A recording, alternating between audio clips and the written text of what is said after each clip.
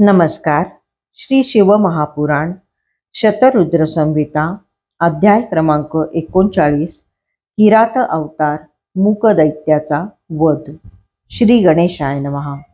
नंदीश्वर म्हणाला, सनत कुमारजी, इंद्र निघून गेल्यावर अर्जुन व्यासांनी सांगितलेल्या विधीनुसार स्नान, न्यास व ध्यान करून शिवजींच्या उद्देशाने तप करू लागला.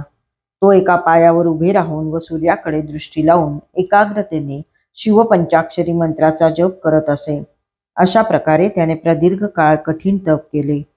त्या तपश्चर्येच्या प्रभावाने त्याच्या मस्तकातून प्रखर तेज बाहेर पडू लागले. त्यामुळे सर्व प्राणीमात्रांना व लोकांना त्रास होऊ लागला. देवांनाही मोठे आश्चर्य वाटले. ते त्वरेने शिवजींपाशी गेले व म्हणाले, प्रभो, एक मनुष्य तुमच्या उद्देशाने महान तप करत आहे. त्याच्या तपश्चर्येच्या तेजाने सर्वांना भयंकर त्रास होत आहे. तुम्ही इच्छित वरदान देऊन त्याला तपापासून परावृत्त करा. तेव्हा शिवजींनी अंतर्ज्ञानाने सर्व वृत्तांत जाणून घेतला व म्हणाले, देवांनो, तुम्ही निश्चिंत होऊन आपापल्या स्थानी जा. मी लवकरात लवकर तुमचे कार्य करतो. त्यांच्या सांगण्यावरून ते स्वस्थानी गेले. इकडे दुर्योधनाला अर्जुन घोर तपश्चर्या करत असल्याचे कळले. त्याला मोठी चिंता वाटू लागली. त्याने त्याच्या तपश्चर्येत विघ्न आणण्याचे ठरवले. त्या कामी मूक दैत्याची योजना केली. तो विशालकाय डुकराचे रूप घेऊन आपल्या धडकांनी पर्वत शिखरांच्या ठिकऱ्या उडवत, महावृक्षांना मुळापासून उखडत आणि मुखाने वेगवेगळे चित्कार करत अर्जुनाच्या रोखाने सुसाट धावत निघाला. त्याला येताना पाहून अर्जुन स्वतःशीच विचार करू लागला, हा कोण आहे? कोठून येत आहे? या डुकराच्या रूपातील क्रूरकर्मा दैत्यच आहे आणि माझ्याविषयी दुष्ट हेतू धरूनच येत आहे. मी पूर्वी अनेक दैत्य मारले आहेत.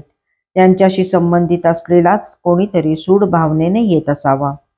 किंबहुना हा दुर्योधनाच्या पक्षातील कोणीतरी वैरी असावा. ज्याला पाहिल्यावर मन प्रसन्न होते तो आपला हितैषी असतो आणि ज्याला पाहिल्यावर मन व्याकुळ किंवा अस्वस्थ होते तो शत्रू असतो. आचरणावरून कुळाचे संस्कार लक्षात येतात. शरीरावरून व्यक्तीच्या भोजनाची कल्पना येते. बोलण्यावरून विद्वत्ता जाणली जाते. नेत्रातून स्नेहाधिक भाव ओळखता येतात. एखाद्याची बाह्य आकृती, त्याची गती, हालचाल, संभाषण, डोळे व तोंड यांचे आकार यावरून त्याच्या मनातील विचार समजून येऊ शकतात. नेत्र 4 प्रकारचे असतात: उज्ज्वल, सरस, मोहक, वक्र आणि आरक्त. मित्र भेटल्यावर नेत्र उज्ज्वल होतात. पुत्र दर्शनाने सरस होतात. स्त्रियांच्या सहवासात वक्र म्हणजे तिरके होतात आणि शत्रूला पाहिल्यावर आरक्त म्हणजे लालबुंद होतात. धावत येणाऱ्या या डुकराला पाहून माझी इंद्रिये व्याकुळ झाली आहेत. यावरूनच हा शत्रू आहे हे सिद्ध झाले आहे. त्याचबरोबर जो कोणी तुला दुःख देईल त्याला कसलाही विचार न करता ठार कर, असं गुरुदेवांनी मला आधी स्पष्ट सांगितलं आहे. म्हणून या डुकराचा वध करणेच योग्य आहे. त्यानंतर अर्जुनाने क्षणाचाही विलंब न करता धनुष्यावर बाण चढवला आणि सावज टप्प्यात येण्याची वाट पाहू लागला. त्याच वेळी डुकराच्या रूपातील दैत्यांचा नाश करून अर्जुनाने रक्षण करावे आणि त्याची परीक्षाही घ्यावी या दुहेरी उद्देशाने शिवजी भिल्ल राजाचे रूप घेऊन तेथे प्रकट झाले. त्यांच्या हातात धनुष्य आणि पाठीवर बाणांचा भाता होता.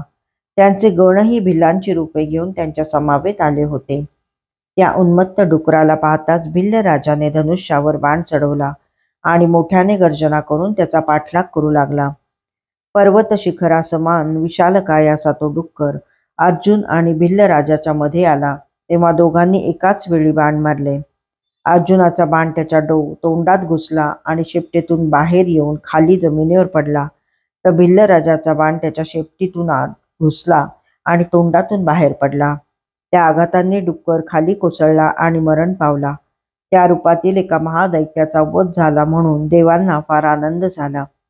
त्यांनी शिवजींचा जय जयकार केला आणि फुलांचा वर्षाव करून त्यांची स्तुती केली.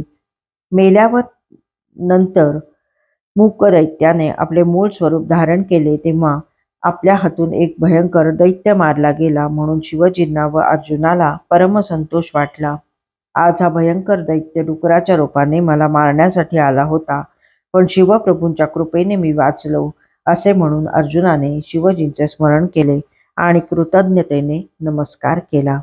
अध्याय 39 समाप्त.